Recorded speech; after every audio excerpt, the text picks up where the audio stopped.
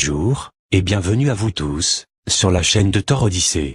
Voici une interview, de l'ancien Premier ministre canadien, Paul Hellyer, sur la révélation de la vie extraterrestre sur Terre. Cette interview existe depuis un mois, sur le net, en version originale. Donc je vous présente cette interview à ne pas manquer, que je vous ai traduit en voix française. À vous de juger. Notre invité aujourd'hui est l'honorable Paul Hellyer, ancien ministre de la Défense du Canada, et il va nous expliquer que la vie de l'espace sont présentes sur Terre. Nous sommes heureux de vous accueillir dans notre émission. Pourquoi dites-vous que les ovnis sont aussi réels que les avions, qui volent au-dessus de nos têtes? Parce que je sais qu'ils le sont.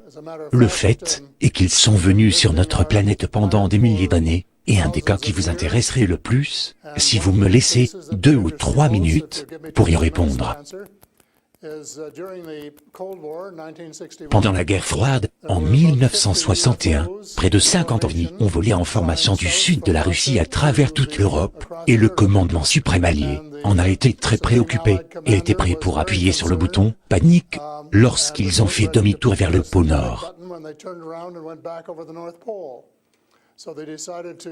Ils ont décidé de lancer une enquête qui leur a pris 3 ans et en ont tiré la conclusion, avec une certitude absolue, que 4 espèces, au moins, étaient venues sur cette planète pendant des milliers d'années.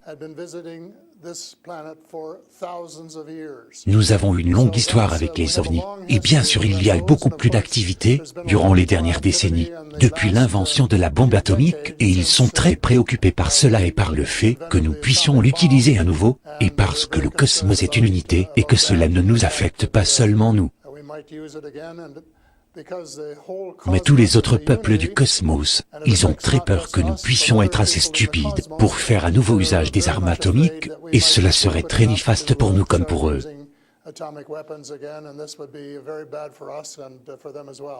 Aucun scientifique sérieux n'a jamais confirmé publiquement des preuves d'une rencontre avec des extraterrestres. Pourquoi les scientifiques ne confirmeraient-ils pas les faits s'ils existent?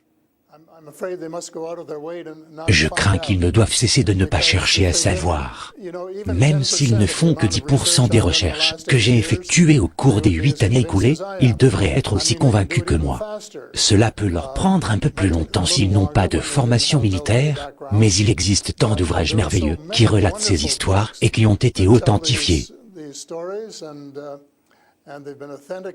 Les observations ont été authentifiées par plus d'un témoin et aussi par radar, et des atterrissages qui ont eu lieu en divers endroits autour du monde, y compris en Russie. Il y a un exemple fameux ici, je ne me rappelle pas le nom de l'endroit, mais il a été abondamment relaté à l'époque. Un homme a écrit un livre là-dessus, puis les Français ont acheté les droits du livre afin qu'il ne soit pas diffusé. Il y a tant de preuves, si chacun prenait le temps de faire un peu de recherche et d'études. Certaines personnes sont intéressées et prendront le temps, et d'autres diront « Oh, vous savez, c'est juste de la fiction ». Depuis que je me suis adressé au public, je reçois probablement 3 ou 4 courriers par semaine, en provenance du monde entier, de la part de gens qui ont été témoins d'observations, et d'autres qui ont vraiment été dans les vaisseaux, et d'autres encore qui ont réellement été transportés vers une autre planète.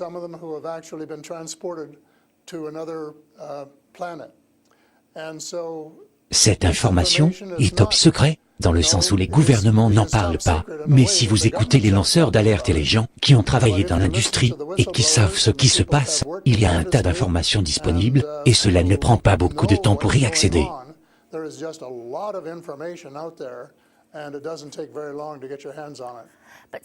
Mais voyez-vous, le problème est que certains de ceux qui relatent des observations d'ovnis ou des enlèvements par des aliens le font, pour être célèbres, pour faire de l'argent, ou juste pour faire une blague.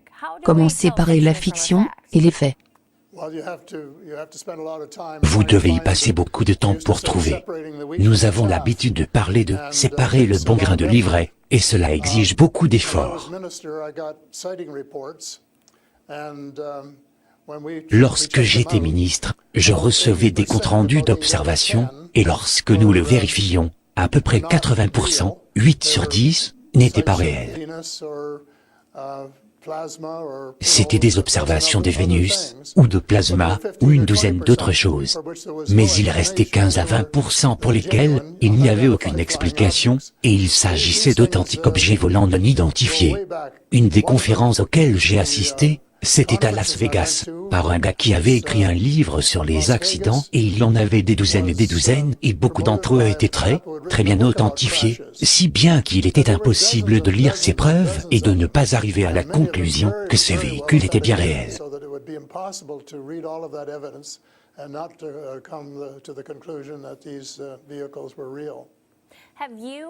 Avez-vous jamais eu vous-même une rencontre avec des aliens?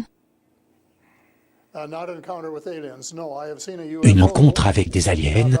Non. J'ai vu un ovni, à environ 120 miles au nord de Toronto, au-dessus du lac Muskoka, où j'ai un cottage.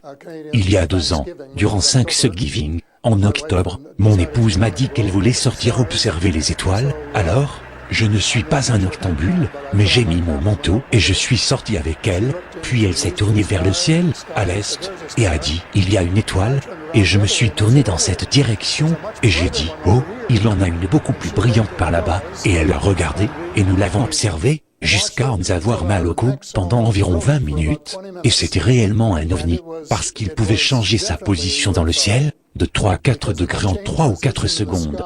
J'ai vérifié, il n'y avait pas de satellite capable de faire cela, aucune station spatiale ne passait à ce moment-là, et ne pouvait de toute façon pas se déplacer à cette vitesse, et il n'y avait pas d'autre explication, excepté que c'était bien réel. 2 jours plus tard, j'y suis retourné à la nuit tombée, je me suis installé dans une chaise confortable et j'ai observé. Il est revenu quasiment au même endroit, et m'a diverti aussi longtemps que je pouvais. Puis je suis retourné au cottage, mais c'était très intéressant, parce qu'il pouvait plonger puis remonter à toute vitesse, puis se déplacer latéralement de quelques degrés, et décrire un cercle et revenir à une vitesse astronomique, car on sait qu'il voyage à de très grande vitesse. Donc, cela ressemble à une étoile tombante qui descend très vite pour remonter à nouveau.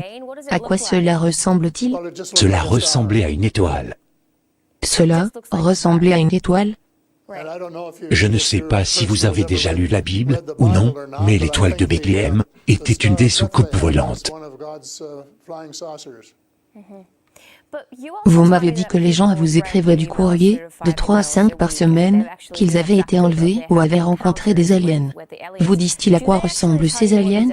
Puis je pense aussi que cela intéresse tout le monde de savoir comment saurais-je, si je vois un alien, et qu'il m'enlève? La première question que vous devez vous poser est de savoir combien d'espèces sont là, sur Terre.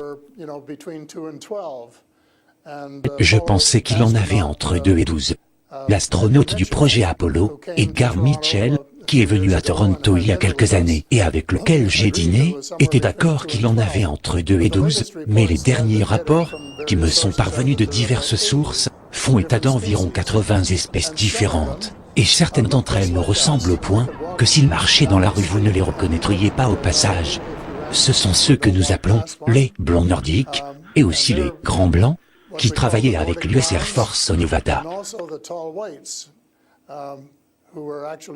Ils sont capables de se dissimuler ainsi, ils avaient quelques femmes habillées en religieuses, qui sont allées faire des courses à Las Vegas, et elles n'ont pas été repérées.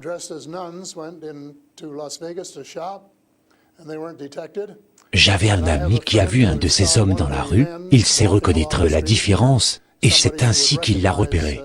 Ensuite, il y a les petits gris, comme on les appelait, et ce sont ceux que vous voyez dans la plupart des bandes dessinées, ils ont des bras et des jambes très minces, ils sont très petits, font un peu plus de 5 pieds, soit 1,50 m, et ils ont une grosse tête, et de gros yeux bruns.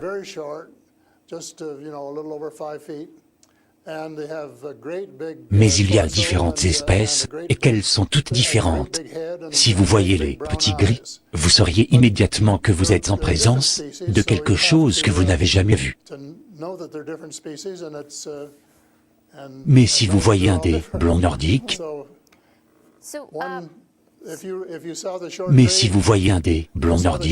vous vous diriez probablement, ou je me demande si elle ne vient pas du Danemark ou d'un pays voisin.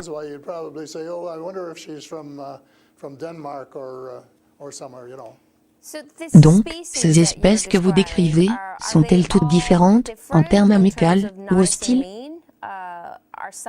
Certaines sont-elles amicales et bienveillantes, et d'autres menaçantes? Sont-elles bien disposées par rapport aux habitants de la Terre, ou sont-elles là pour nous faire du tort?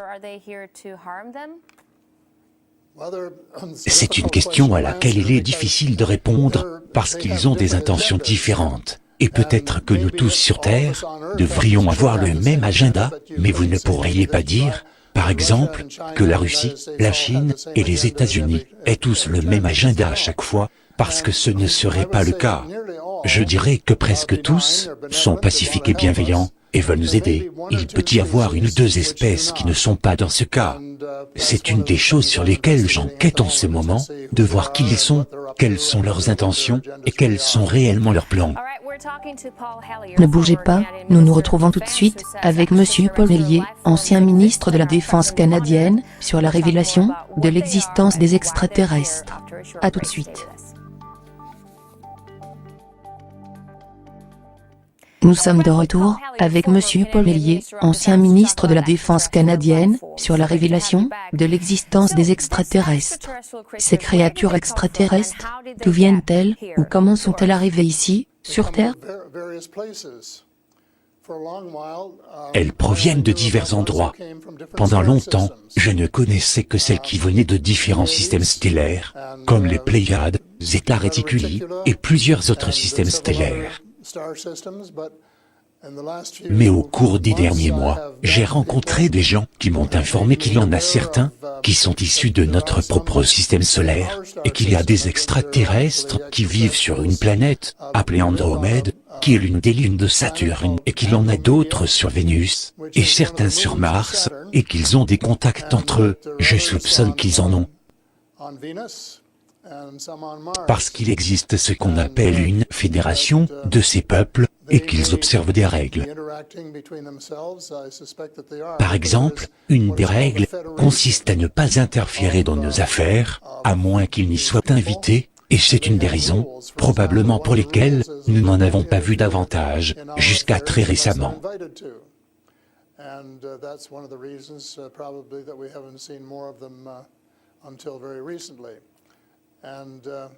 Mais, que voulez-vous dire? Il y a des tas de gens qui veulent être en relation avec eux. Il y a un tas de gens qui veulent les voir, et savoir qui ils sont. Ont-ils besoin d'une invitation spéciale pour entrer en contact avec nous? Et qu'est-ce que cela veut dire, quand ils disent qu'ils ne veulent pas interférer dans nos affaires? Ils ne veulent pas nous dire comment diriger nos affaires. Ils ont accepté le fait que c'est notre planète, et que nous avons le droit de la diriger. Mais ils sont très préoccupés. Ils ne pensent pas que nous soyons de bons gestionnaires de notre planète. Nous déboisons nos forêts, nous polluons nos rivières et nos lacs, et nous rejetons nos déchets dans les océans, et nous faisons toutes sortes de choses qui ne sont pas ce que de bons gestionnaires devraient faire. Ils n'aiment pas cela, et nous l'ont bien fait comprendre ces derniers temps. En fait, ils nous ont adressé un avertissement. Comment? C'est venu de plus d'une source. Comment se sont-ils fait comprendre, et qu'ont-ils fait? Ils ont parlé à des gens. Un des gars avec lesquels j'ai parlé, il y a environ un mois, me disait qu'il avait été en contact avec eux en 1974, lui et son frère, au Pérou. Ils ont été envoyés sur Andromède, téléportés. On leur a dit ce que les gens de là-bas pensaient, et que nous étions en train de détruire notre planète, et qu'en fait, quelque chose de terrible allait nous arriver si nous n'y remédions pas et ne changions pas nos comportements.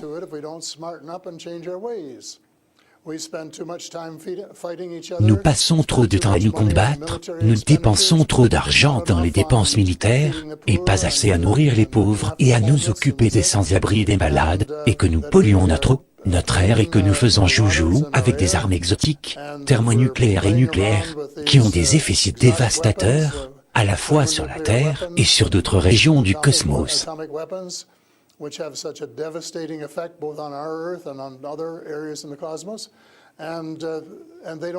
Ils n'aiment pas cela, et c'est la raison pour laquelle ils aimeraient travailler avec nous, pour nous apprendre d'autres façons de faire, mais seulement, je pense, avec notre consentement.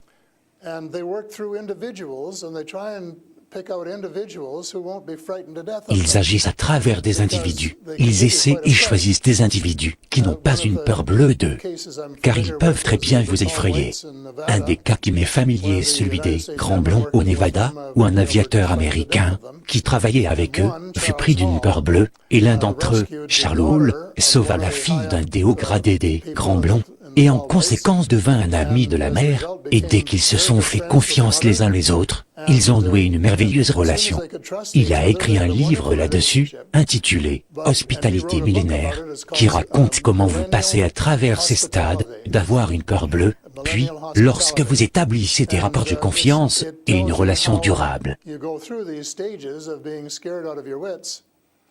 vous pouvez entretenir le même genre de relation que vous auriez avec quelqu'un d'ici sur Terre.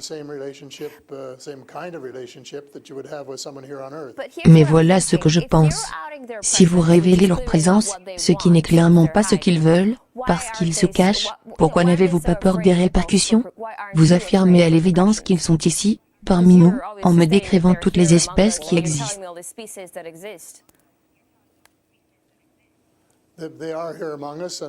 Ils sont parmi nous, et je n'ai pas peur. Parce que dans la plupart des cas, en ce qui concerne la technologie, ils ont des années-lumière d'avance sur nous, et nous avons appris d'eux un tas de choses.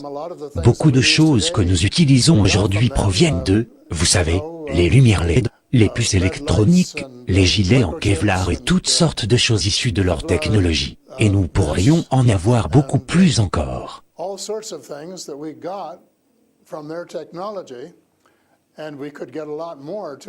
Particulièrement dans les domaines de la médecine et de l'agriculture, si nous les utilisions pacifiquement. Mais je pense, il se peut que certaines personnes, chez nous, soient plus intéressées par de la technologie militaire, et c'est la mauvaise direction à prendre. C'est une des choses que nous allons devoir changer, parce que nous allons devoir travailler ensemble, nous tous, partout sur la planète, car notre vie sur Terre va bientôt changer. Vous avez mentionné la technologie militaire, des échanges de technologie et du troc entre aliens et des gens du gouvernement américain. Je veux vous demander, en tant qu'ancien ministre de la Défense du Canada, si une guerre interstellaire est-elle possible? Puis, devrions-nous créer une force de guerre des étoiles pour nous défendre d'une éventuelle invasion ou de quelque chose de ce genre? Je pense que c'est une possibilité, mais c'est une possibilité particulière, si vous descendez chaque ovni qui pénètre dans votre espace aérien, sans demander qui ils sont et ce qu'ils veulent. Depuis le début, nous avons commencé à leur envoyer des avions d'interception, à essayer de les descendre, mais leur technologie était assez en avance pour que nous n'y parvenions pas, certainement pas avant longtemps. Durant cette période, ils auraient pu nous envahir sans problème, s'ils avaient voulu, donc je pense, plutôt que de développer notre propre guerre des étoiles, pour nous protéger d'eux, nous devrions travailler avec les espèces bienveillantes, qui sont la grande majorité, et travailler ensemble, et nous reposer en grande partie sur eux bien sûr, et coopérer, afin de réaliser quelque chose en même temps. Je ne pense pas qu'il y ait de danger que nous développions une force galactique qui nous inciterait à faire cavalier seul et à semer le trouble, ce qui est une des choses que certains d'entre eux redoutent. Que croyez-vous qu'il va se passer si les gens commencent à croire à l'existence des extraterrestres sur Terre? Et des choses vont changer définitivement. Nos vies ne seront plus jamais les mêmes.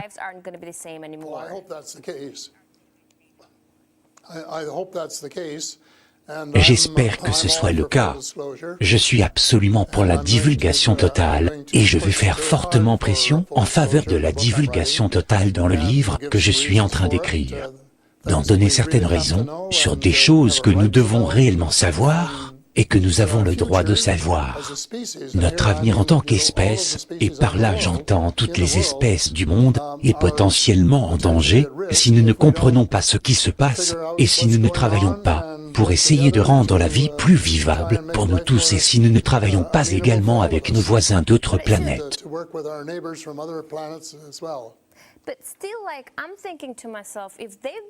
Tout de même, je me dis, s'ils ont été là pendant si longtemps comme vous le dites, et qu'ils sont intéressés à aider l'humanité, comme vous le dites, pourquoi notre monde est-il dans un si triste état?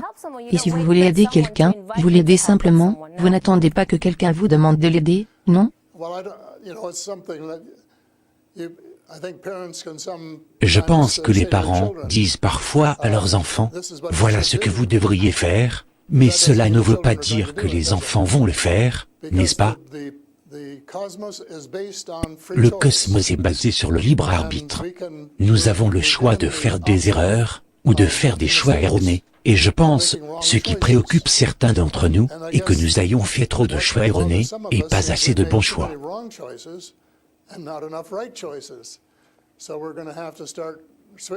Donc, nous allons devoir changer nos priorités, et arrêter de dépenser autant de temps d'efforts dans des armes pour nous entretuer, ou nous dominer les uns les autres, et passer beaucoup plus de temps à nous entraider pour avoir une vie meilleure et une société plus juste, et une vie plus saine. Que la santé soit meilleure, et l'alimentation en nourriture soit meilleure et que l'air soit plus pur et l'eau plus pure, et que toutes ces choses qui sont en attente soient faites, si nous nous réunissons, et comme on dit, ramons dans la bonne direction, dans la même direction, c'est faisable, mais c'est une tâche immense, et jusqu'à présent nous ne l'avons pas réalisée.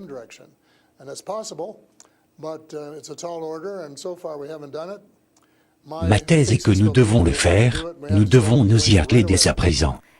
Merci beaucoup pour cette intéressante interview et cet aperçu de la vie extraterrestre. C'était Paul Hellyer, ancien ministre canadien de la Défense, qui nous a expliqué que les extraterrestres existent et vivent parmi nous sur Terre. À très bientôt.